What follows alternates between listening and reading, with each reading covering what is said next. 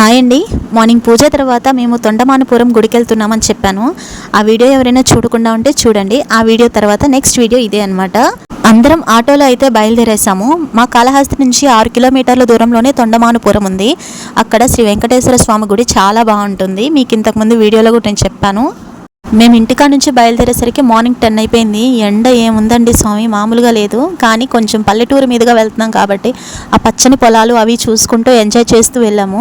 ఇక ఈ తొండమానపురం అనే ఊరు మా అత్తమ్మ వారికి పుట్టినూరు అనమాట. ఇంకా ఆ ఊర్లోకి ఎంటర్ అవ్వడం ఆలస్యం. ఇంకా అత్తమ్మ ఆ పక్క ఇది ఉంది, ఈ పక్క మేము చదువుకున్నాం అంటూ ఆమె చిన్నప్పుడు స్టోరీస్ అంతా ఒకటే చెప్పుకుంటూ వచ్చేసారు ఆటో అంతా.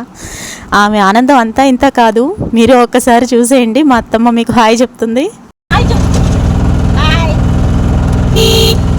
ఫైనల్గా గుడికైతే చేరుకున్నాము. పూజా సామాన్లన్నీ ఇంటికాడ నుంచి తెచ్చుకున్నాను, కానీ తులసి మాల నాకు ఎక్కడ దొరకలేదు. ఇక్కడ గుడి ముందరే అమ్ముతుంటే ఇంకా తీసుకొని లోపలికైతే వచ్చేసాము. దీపం పెట్టేసుకొని ప్రదక్షిణలు చేసుకొని స్వామివారి దర్శనానికి అయితే వెళ్ళాము. దర్శనం చాలా బాగా జరిగింది.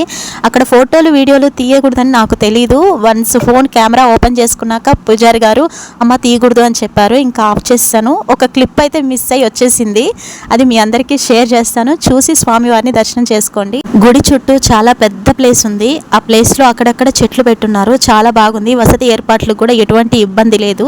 ఎక్కడికి వెళ్ళినా ఈ పిల్లలు చెప్పిన మాటే వినరు. ఇంకో పక్క పూజ చేసుకుంటూ వాళ్ళని అరవడమే సరిపోయింది నాకు. అటెళ్ళకండి ఇటెళ్ళకండి అని చెప్పుకుంటూనే ప్రదక్షిణలు అయితే చేశాను.